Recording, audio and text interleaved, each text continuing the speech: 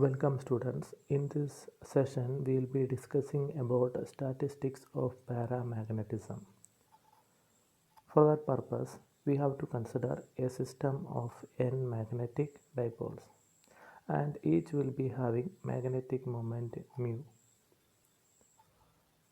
If we apply an external magnetic field, then the dipoles will try to align in the direction of the magnetic field. The potential energy associated with each dipole can be written as EI minus mu I dot H. EI is equal to minus mu I dot H. And there will be n dipole, so the total energy of the system can be written as E is equal to summation I is equal to 1 to n EI, or it can be written as minus summation I is equal to 1 to n mu I dot H. So finding the dot product, we will be able to represent mu H cos theta. Each dipole will be having same magnetic moment, only direction of alignment will be different. So we can take minus mu H outside and equation become minus mu H summation I is equal to 1 to n cos theta I. Now we are looking at the partition function. Already we discussed the partition function in the previous section. For n particle oscillator it is Q1 beta. Here n magnetic dipole moment will be there, so the corresponding partition function Q1 beta will be equal to Q1 beta whole raised to n, where Q1 beta is the magnetic moment of single oscillator. So Q1 beta is equal to summation I is equal to 1 to n e raised to minus beta e, where energy is equal to minus mu h cos theta. Substituting the value here, we will get summation theta e raised to beta mu h cos theta. Next, we are going to calculate the mean magnetic moment in the direction of magnetic field, external magnetic field. So its value will be equal to n multiplied by average value of mu cos theta. We can use the expression to calculate average value of a function. That only writing here summation theta, then function will be written here mu cos theta, then e raised to minus beta e will be there, e value substituting there, divided by summation e raised to minus beta e. So corresponding values we are substituting, so we will get equation number 3, that is n summation theta mu cos theta e raised to beta mu h cos theta divided by summation e raised to beta mu h cos theta. This equation can be written as 1 by beta dou by dou h ln q1 beta. The terms other than n can be written in that way, 1 by beta dou by dou h ln q1 beta. That will also give the same value. Then multiplying with n, we will be able to get equation number 4, n by beta dou by dou h ln q1 beta. Now we are calculating the single dipole partition function with the help of integration. We are integrating within the theta and phi angle. Phi variation is from 0 to pi, so 0 to pi d phi will be there, its value is equal to pi. Then 0 to 2 pi sin theta d theta, then e raised to beta mu h cos theta will be there. We can put the value mu bh cos theta as x, and we can substitute the value here, and solving it we will get the integration part, integral 0 to 2 pi e raised to mu beta h cos theta sin theta d theta is equal to 2 by beta mu h e raised to beta mu h minus e raised to minus beta mu h. The result will be 4 by beta mu h. Then the bracketed term can be written in terms of sine hyperbolic function. So 1 2 should be written in the denominator. So 1 2 should be added there, multiplied there also. That is why 4 beta mu h we are getting. So this is our equation number 5. Now we'll be looking out. So our final expression for partition function q1 beta single dipole partition function, that is q1 beta is equal to 4 pi sin h beta mu h by beta mu h.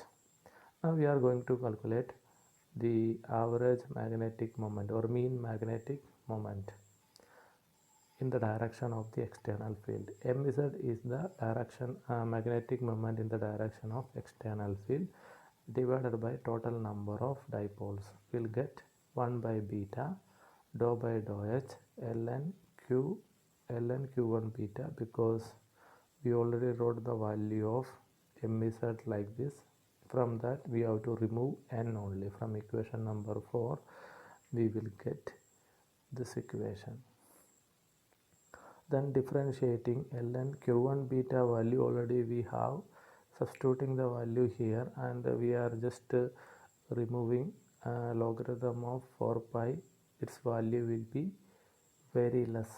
That is the reason why we will be only taking the remaining part, sin h beta mu h by beta mu h. That contribution will be more. So our expression become 1 by beta dou by dou h ln sin h beta mu h minus ln beta mu h. Then equation can be, after differentiation we will be able to represent it as mu cot h beta mu h. That will get, after differentiating dou by dou h ln sin h beta mu h, beta mu will come outside. That is the reason by 1 by beta into beta mu will get mu. Remaining part will be cot h beta mu h. Then here applying the differential will get 1 by beta mu h. Then beta mu will come there also. So that is the reason why mu is common to both terms. So the bracketed term, that is representing Langevin function, normally written as Lx equal to cot hx minus 1 by x.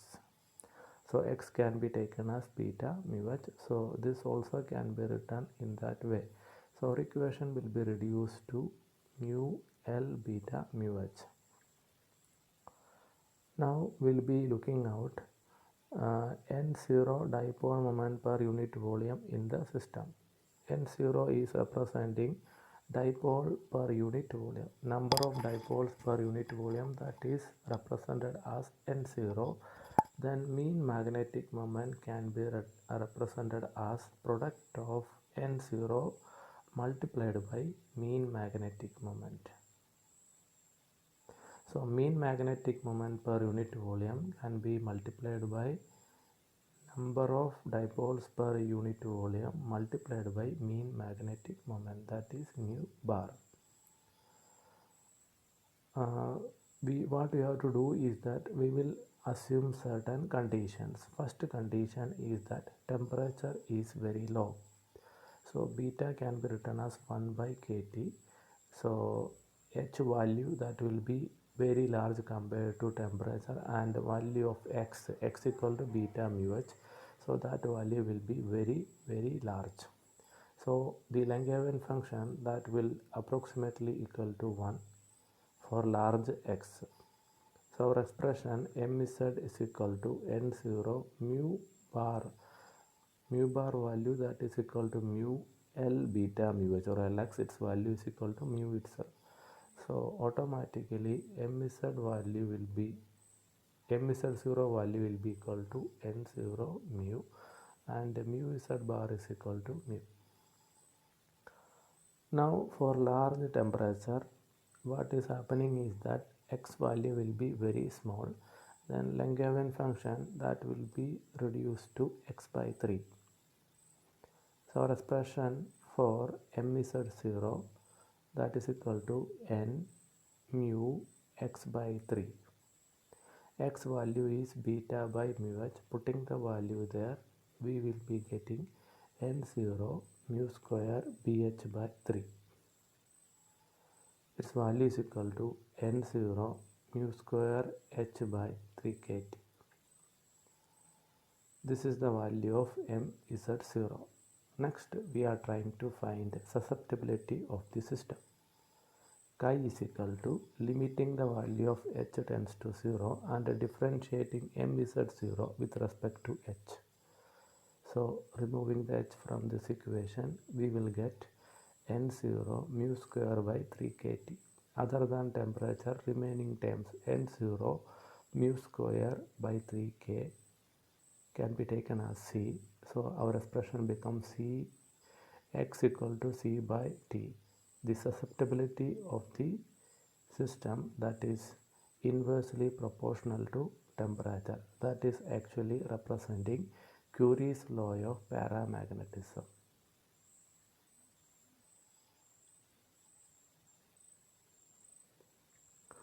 Figure 3.6 is representing Langevin function, and as higher value x value is very large, it will be approximately equal to 1. That approximation we did, and for smaller value it will be almost equal to x by 3. X by 3 minus x cube by 45, and we will be approximating to the first term, neglecting the higher terms. Next, we can see another figure 3.7, that is susceptibility versus reciprocal of temperature 1 by T. That will be also a straight line. That is being studied for a sample of copper potassium sulfate hexahydrate. So that graph will be a straight line. It is a susceptibility versus reciprocal of temperature, not susceptibility versus temperature. If it is susceptibility versus temperature, it will not be a straight line. It is susceptibility versus reciprocal of temperature, and that will be a straight line.